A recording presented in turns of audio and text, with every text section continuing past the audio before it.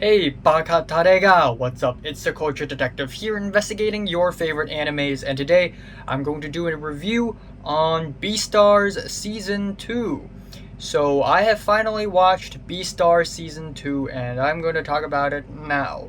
Beastars Season 2 aired earlier this year in 2021, but all at the same time Attack on Titan Final Season Part 1 and ReZero Season 2 Part 2 are also airing in this period of time, so Beastar Season 2 was kind of buried underneath. There weren't a lot of noise surrounding Beastar Season 2, but it exists and I'm excited about it because Season 1 was amazing. When I watched Season 1 of Beastars, I totally did not expect myself to like Beastars this much. The characters are really layered, detailed, and intricate. There are heavy, mature adult topics being explored in the story, but not in a gimmicky or shallow way. And the score is beautiful. The visuals are kind of off-putting at first, but once I got used to it, it's actually kind of beautiful at times. And I also really like the twists and turns and the very unpredictable plot. The whole story is pretty well written, and season 1 overall, it has got to be one of my favorite animes of 2019, if not my favorite. I cannot think of another anime that got released in 2019 which I love as much. So Beastar Season 1, absolutely stellar. Now we have the second season. Alright, I have forgot to mention that Beastars is written by Ikatagi Paru, I think that's her name. Made under Studio Orange, licensed by Netflix. And I forgot to talk about the OP, which is Yoasobi's Kaibutsu, or monster. And it's kind of similar to a melodramatic, passionate rock song, except instead of rocky guitars, it's mostly electronic beats and pianos, which sounds really good. But it's alright. It's just alright overall. It's still nowhere near as good as the season 1 OP, which is the Ali one.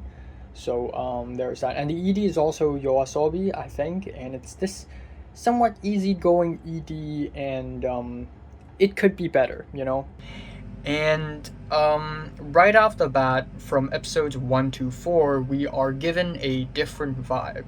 It's not that the story changed drastically, it's just that given how these characters are in different situations now, it just feels different, not as interesting, not as engaging. And that is as expected of a new season, and the first 2 episodes are usually not really all that interesting. But episodes 1, 2, and then 3, and then 4 were also kind of slow paced, and not a lot actually happened. Essentially, Lewis, the very popular, handsome, and ambitious deer, is gone from school and has affiliated himself with some gangsters. Gangsters, that's right. And then all at the same time, Legosi, after rescuing Haru from those exact same gangsters. Haru, by the way, is a small rabbit, and Legosi is a very powerful and strong wolf who is actually shy and wants to, not be all that aggressive and wants to respect the herbivores and not be a monster himself. He tries to lay low, that is until a snake security guard showed up and told him to find the killer of Tem, because right off the bat in Beastars, Tem, the lamb, was murdered and eaten by a carnivore. And when that happened, it's huge news. And it's even more huge given that it took place in a school. So for the rest of the season, Legosi basically tries to find the killer of Tem, while all at the same time try to train himself to be a stronger person. And that is pretty much the season. Episodes 5 and 6 are definitely more enjoyable and more eventful. We see more of Lewis and more of Legosi, and how Legosi seek the help from the panda character, who has been one of my favorite characters of the entire show. The panda character is really big, really tough, but He also is very kind and merciful, and he decides to help Lugosi get stronger by training Lugosi, by cutting his hair and turning Lugosi into a monk, basically. Lugosi cannot consume meat at all. He can only eat vegetables and fruits, and he has to do these trainings and essentially just get really tough so that he can face the killer of Tem once he finds out the killer of Tem. And on episode 6, the halfway point of season 2, the killer of Tem basically does his first strike, which is quite rare. Usually in a murder mystery, it's the main character trying to find the murderer, and then the murderer is revealed, and then the murderer fights back. But in this case, before the murderer is even found, he is already fighting back, and that is a very interesting change of pace. And episode 7 is a filler episode, not really all that interesting or anything. And there weren't a lot of new characters. There's this character called Pina, who joined Drama Club. He is very arrogant, very confident, very charismatic. A lot of girls love him, and he's very hateable of a character until the very end, when Pina has revealed another side of him, a more aggressive and bold side of him, showing his resolve. And that is when I started to appreciate Pina's character way more. And then we have the character Riz, who is this really big, tough, strong bear who acts really kind and friendly until you realize that he is actually a very, very aggressive person in the inside, and he's just trying to hide that.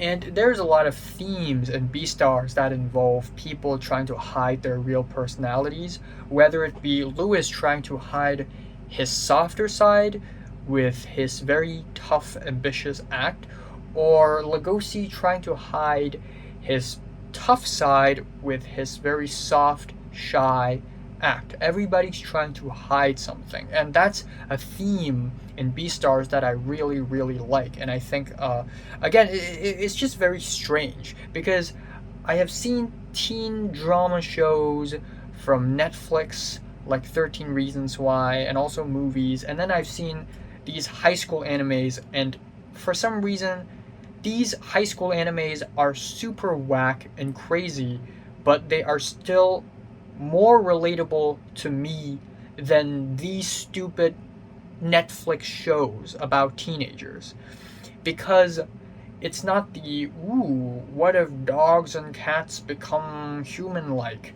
or ooh, what if teenagers gain superpowers.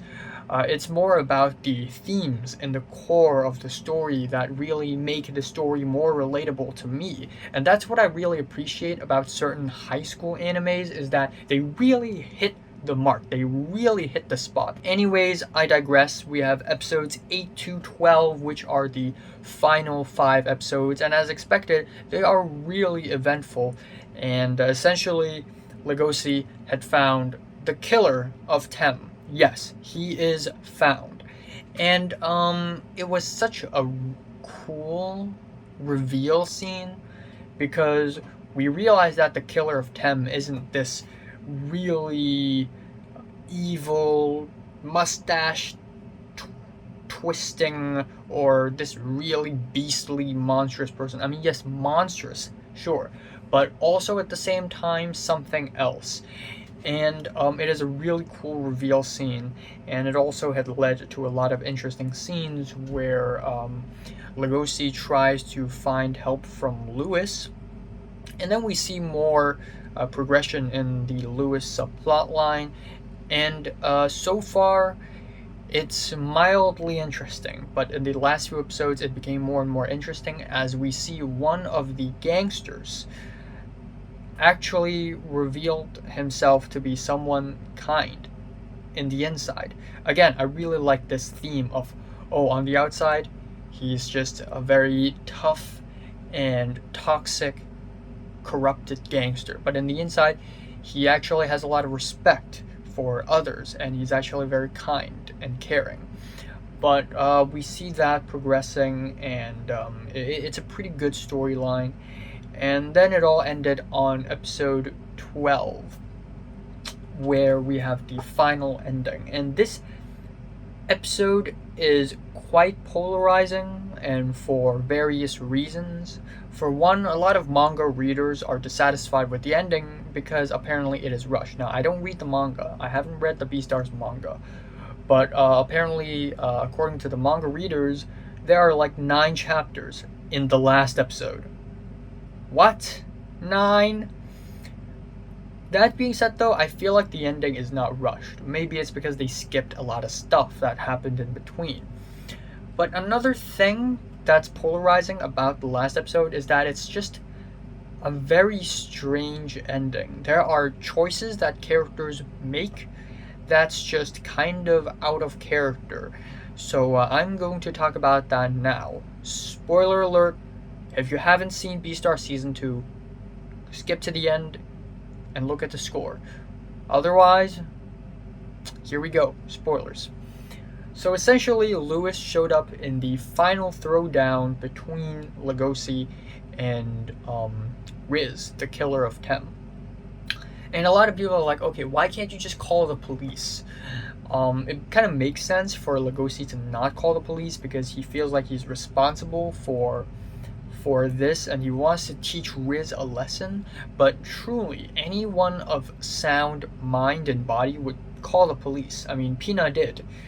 So there is that. But anyways, there is the fight between Legoshi and Riz, and it's a really entertaining fight because they're teenagers after all. They're school students after all. They don't really want to kill each other actually. So occasionally they would just stop fighting and be like, okay, what the hell are we actually doing? And it's these mid-fight breaks and these mid-fight dialogues that makes these fights so much more strange and out of nowhere and also kind of enjoyable. But in the final ending, Lewis showed up, and Lewis, for some reason, suddenly decided to offer his leg to Legoshi and tell Legoshi to eat his leg so that Legoshi would become strong and fight Riz for Lewis. And it was really strange because for Legoshi, he has been training under Panda. He has been training under Panda to be vegetarian, to be strong without meat at all, and it seems like a really good progression. It really seems like he's going somewhere good. He's going somewhere righteous. He's doing something right finally. And then he just breaks that cycle by eating Lewis's leg. What? But before that, we have a scene where Legoshi eats an insect and he has this dream, and this is my favorite scene in the entire season 2. It's so glorious, but a moth tells Legoshi that it doesn't matter if you eat it or not.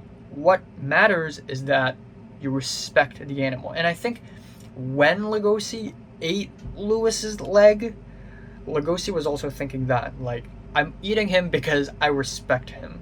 And I want a part of his life force to be in me. And I accept that. And it's a really beautiful and poetic thing, but also at the same time, again, it's kind of out of character. Maybe that's when the manga readers start complaining, because maybe there's more of a progression between the, oh, I'm a monk, I don't need meat anymore. In fact, all herbivores are also living creatures like us carnivores, so I respect them, I will not eat them. Wait, actually I can still eat them, and it's actually respectful to eat them sometimes. Okay, I'm gonna eat Lewis's leg. Maybe there's more in between of this and in between this. And if there is more, it would certainly be better. And then we have Lewis's decision to do this, which seems really rational. And again, I feel like there should be more in between the decision making, but there's that, essentially. But what actually bugged me is that even after Legoshi ate Lewis's leg, he punched Riz super hard, and at that point I was like, hold up, did Lugosi just donutted Riz? That didn't happen. Riz was still alive. It was very anticlimactic. So you're telling me that Lugosi ate Lewis's leg for no reason? He could have just avoided that. I mean, ignore the part where Lugosi and Lewis made that decision. At the ultimate end, it didn't even matter. Kind of anticlimactic if you ask me. At least have this decision pay off, you know? But, yeah, ultimately, Riz was arrested, Lugosi was arrested, and that is pretty much the end of, I guess, Arc 1 of Beastars. Tem is murdered, Haru and Pina are introduced, Juno is introduced. Arc 1. And, yeah, I just don't know what to say about the ending. I mean, in a sense, on paper, it does sound really good, but it's the very anticlimactic final bit of the episode that made me go, come on, seriously? But that being said though, I still think it is a really well produced anime. I still like the art style, even though it's off-putting at times. The voice acting is really good, and the score, the soundtrack is absolutely fantastic. All the way from the sad, sulky guitars to the very frenzy jazz music. The Latin flavored jazz music is amazing, and just the score is just really special, something special. But I'm just gonna leave it at that. Season 2 is definitely not as good as Season 1 in my opinion, and the ending does confuse me a bit. But other than that, I still think it's a solid season of anime. I'm giving Beastars Season 2 a light to decent 8 out of 10. So, have you watched Beastars Season 2 from 1 to 10? How much you rate it? Like it, and subscribe if you want more. And thanks for watching.